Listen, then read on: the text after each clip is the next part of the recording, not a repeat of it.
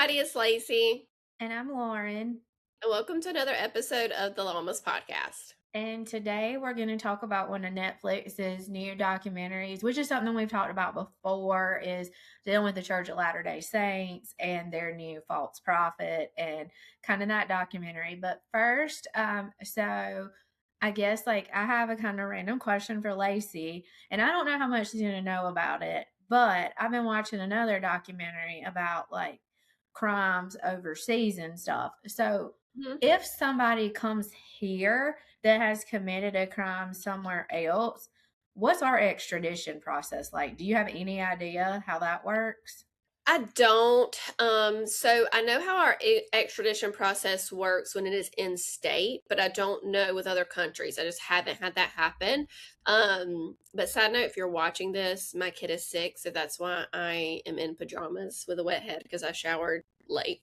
But so for in-state, that process, I have been exposed to that because when I'm in bond court, we have one, I would say a couple a month, honestly, where another state extradites them. So what happens is if there is a warrant from another state, whether it's a bench warrant for missing court or, a sealed sentence because you were convicted in your absence or a pending charge, and they pick you up, you go to bond court and you have 2 options. 1, you can fight the extradition, or 2, you can waive extradition. So if you fight extradition, what that means is the case goes to the governor and they can decide whether or not they are going to allow this other state to come and get you.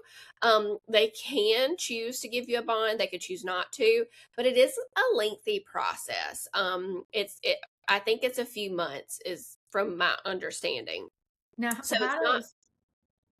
What if you've got 2 crimes? Who takes priority? Like if you committed murder in 2 states, or even something simple like burglary that nobody got hurt, how do you prioritize?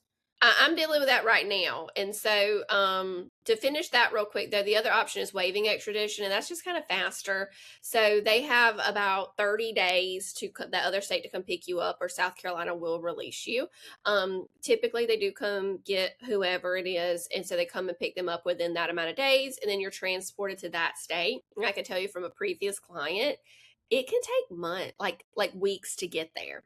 I mean, this prior client had visited so many jails along the eastern coast because when that state comes and gets you, they will go along and pick up everybody else they need to pick up. So it's not just like a one-way ticket like Leanne Rhymes. I mean, you get a full jail tour because they will go.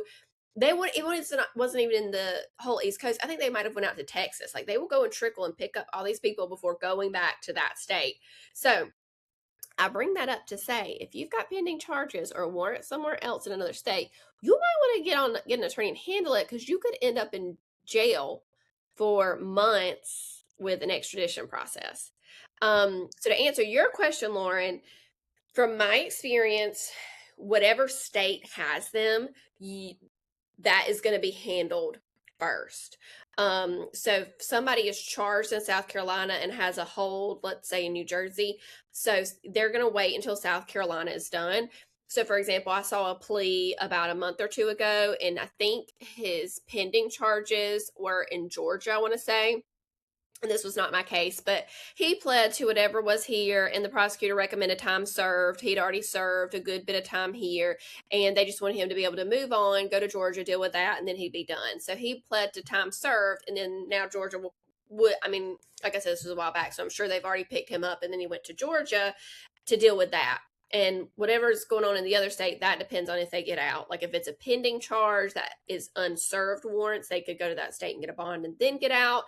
If it's a hold for failure to appear, that probably stuck a little bit longer until that state, moves that case. But yeah, wherever you are. So I have clients in other states with pending charges here. And my case is just kind of on hold until that other state deals with it. And then South Carolina will bring them back on their bench warrants.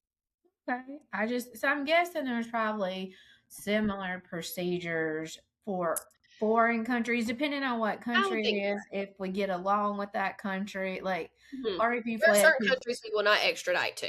Right. And then I know maybe if you got in trouble, but you're here seeking asylum. I'm sure Right. it's different levels, but it's interesting to know, Yeah. how it works. So now on to the false prophet.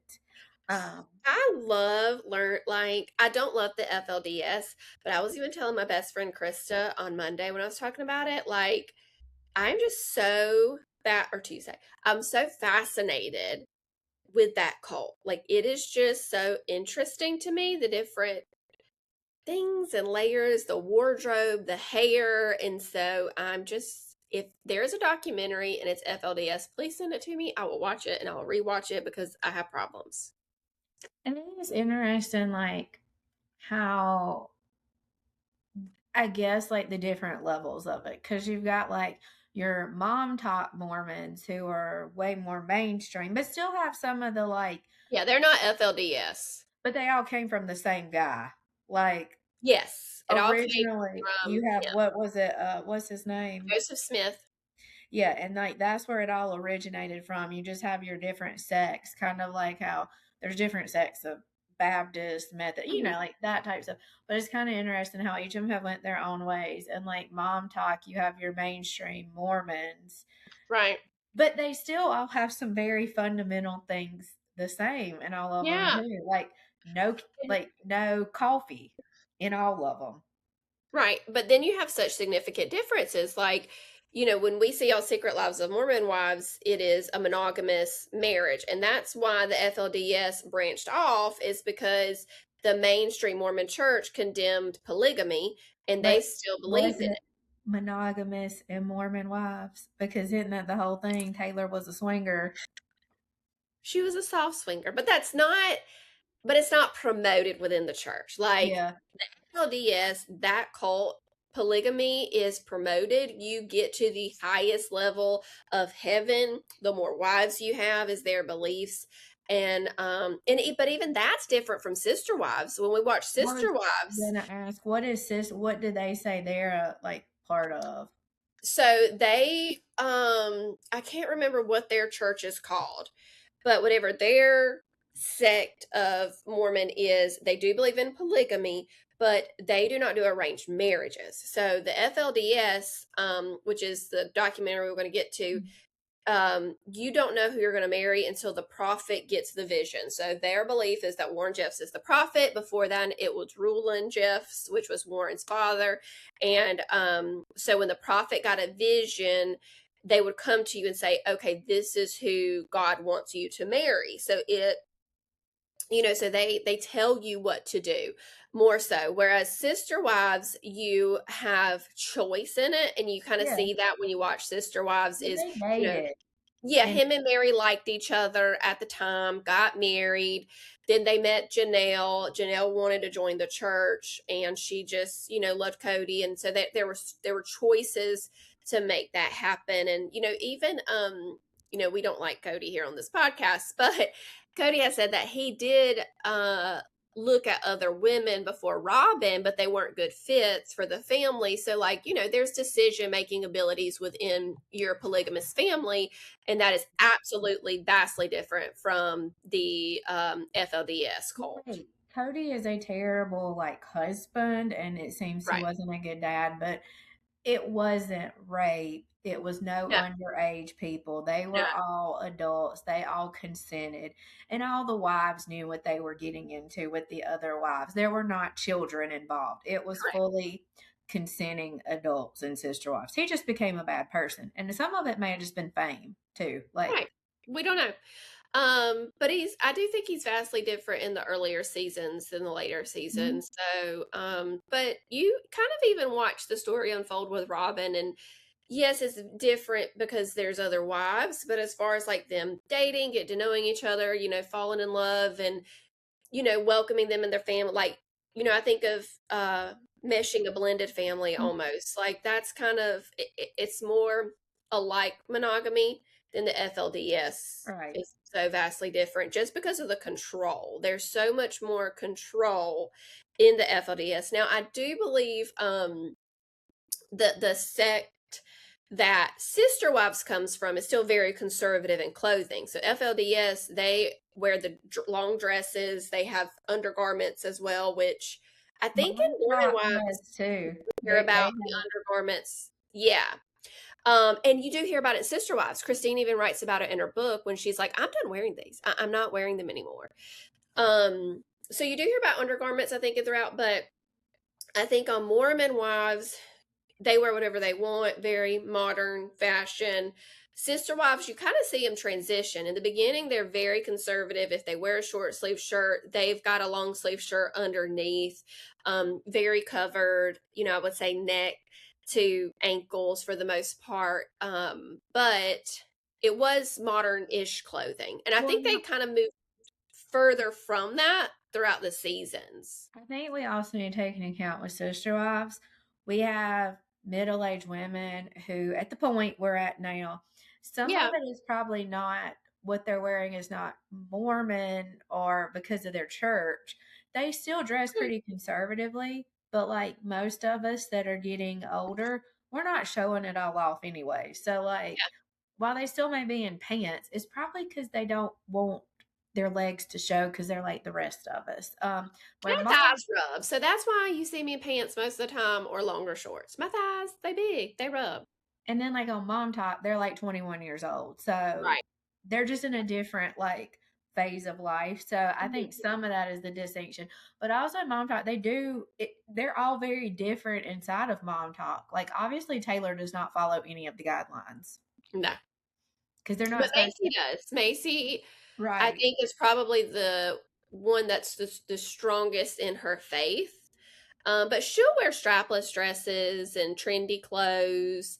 But like we said with the FLDS, it's just so different because they even have to wear their hair certain styles. Like And braids pulled back. and that's Warren Jeffs. That wasn't Rulon. So Rulon did not have where they had to have their hair a certain way. That was Warren Jeffs. Now they did always wear the long dresses, They're to kind their of like Amish-ish, like yes, it how they're is. like dressing because they're in the Mhm. solid colors, the old school like stuff, like kind of how the Amish. They don't put like the little things in their hair, Right. but they do a lot of them wear their hair in braids or pulled back in a bun. It's not free flowing type hair. Yeah, and it has to have this like bang Yes. and then swoop back. But that was Warren came out with that. And then also there are certain color like they used to wear pattern dresses that then Warren banned that, and then they had red, Warren banned that. So there's also a lot of changes within the FLDS just from one prophet to the next. And then we see in the new documentary where somebody claims to be the new prophet because Warren's in prison. And so you see even, people even separate from the FLDS with a new prophet, and you have this break again within the church because now you have the FLDS who believes Warren is the prophet, and then a small section who believes Samuel Bateman is the prophet. And that's what the new documentary is on. Samuel Bateman, from the way they describe him in the documentary, nobody liked him. He wasn't like a big time, big hot shot. So I'm really unsure. I feel like that was something that I didn't get in the documentary. How did he truly convince these people he was the prophet? Like I Yes. felt like that, and I was like, the documentary was done by an outside woman. She was part of the Mormon church at one point in time, and she had broke off from it. She moved back here. It's a beautiful place to live though. Like there's mountains, it's country, like it was nice. She moved back and kind of integrated in to try to help these women was her goal. So it's told from that standpoint. So she may not have known, so that may be why we didn't get it, but from the outside community, he was this like guy nobody liked, but somehow he became empowered, which I guess is like you saw with Warren Jeffs, his family, like it was the on Yeah. top family. Like we don't know how this guy made it to such power. I have theories. So, like, yes, Warren was the son of Rulon. So I think it was a almost natural transition. He was one of his favorite children. He studied under Rulon. But Samuel Bateman did just kind of come out of nowhere. And so my theory, when Warren Jeffs was convicted and went to prison, he ordered that there can be no relations between married couples. So there were no more babies. There was no more there's no more sex. And so he banned all those things, whereas Samuel Bateman was rolling in with babies and he was making babies with people. So I almost think some of the men went with him because, well, we like his rules better than Warren's. We don't like Yeah, Warren's that could rules be it. anymore. I feel like Warren's rule is just, well, I'm sitting in jail, so y'all got to be miserable too in your Yeah, marriages, kind of thing. yeah.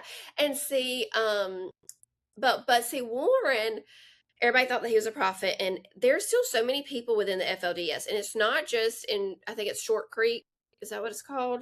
I don't remember the name, but Um, in Utah, so they have a sect there, but they also have the sect in Texas where he built the temple.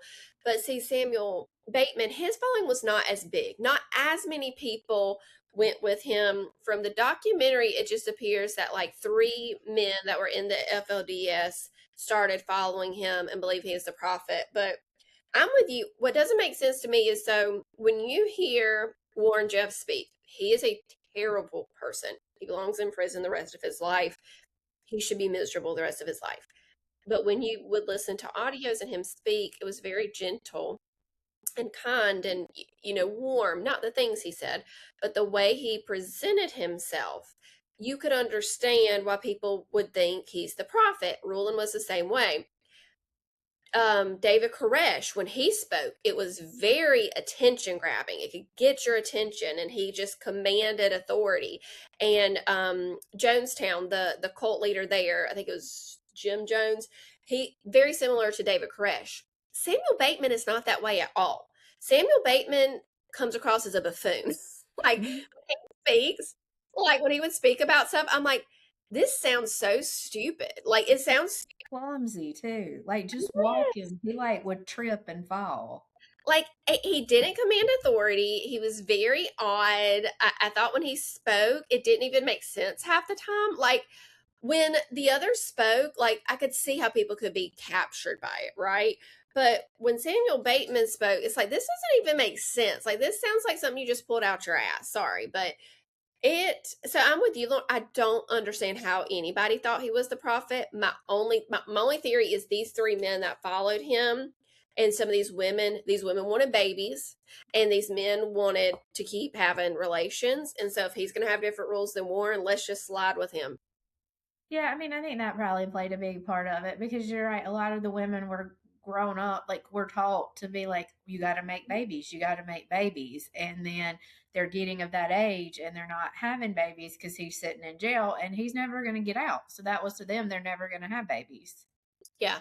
But yeah, he was odd. I commend the woman with her documentary and, what the mission she started out with, to help them. And she did. She started like a little store that I think is still running. And, when she went there, she said, I'm not here to criticize their prophet. Like, I'm not going to do that, because if I do that, they're not going to allow me to help them. And she made it like when she was talking about them being evicted and all these other things, they get no empathy because they're associated with Warren Jeffs.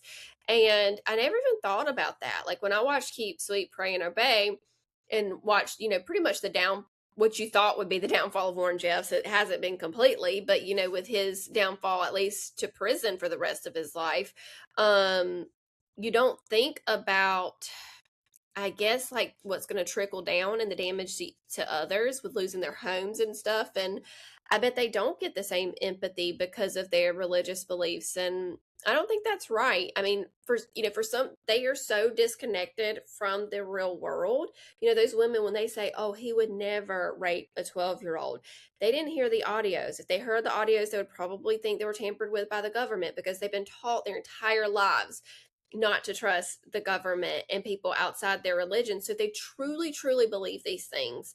And it's probably really hard to get them to disconnect. But the least we can do as humans, and like she did in the documentary, is just give love and compassion to these people that are going through a hard time because they've lost, what their normal is, their normal day-to-day activities and homes that their grandfathers, great grandfathers built for their families. There's no babies, and they said they're so used to babies. So, I think Yeah, the that's something to take away from the documentary. the women were brainwashed. Like we can Yeah. act like we as women would do different things. but you have nothing. Like maybe they weren't all abused or those type things, but you're a battered woman. Like, what are you gonna do? You can't just escape and get in a car, drive away, and start a new life. And I think that's something people don't realize as much. Like, yeah, we talk about women who are abused, go back to their abusers and that type stuff, but these women were equally abused. They were brainwashed and they thought they were going to go to hell. I mean, Yeah. if they did stuff like, it's not even about here in this world, it's about God's going to send me to hell and I'm going to be miserable and I have to do this so I can go to heaven. And if you leave, you're called an apostate. So it's not just leaving. So just like if that was my religion, if this was my religion with my entire family, if I decide to leave, that means I would never get to see my sister or my nieces ever again. My husband could fight for custody of my kids. I think usually they kind of let the kids go because they don't want them prodding around in the court system. But it's possible I would never see my grandmother again. I would never see my mom again. Like if this was my family's religion and I chose to leave, I'm losing everything and having to start over completely with nothing. No money, no home, no education, no job experience, nothing to put on a resume. I mean, that's hard to do. I mean, emotionally, I mean, physically, everything. Yeah, and it's not like the Amish who give you an option. I mean, you get time to go out the real world and decide for yourself. No, this is if you leave us, you're straight to hell. And no cell phones, no internet access. And see, with Rulon, you got to do a little bit more, but then Warren came along and he pretty much shut down education and schools, and they took away games. They used to be able to play games and stuff. They took that away. So like it's gotten more restricted under Warren Jeffs than it was for Rulon. And but again, I just don't understand. And Samuel Bateman didn't have that many restrictions. I mean, really, he just collected wives and Careful.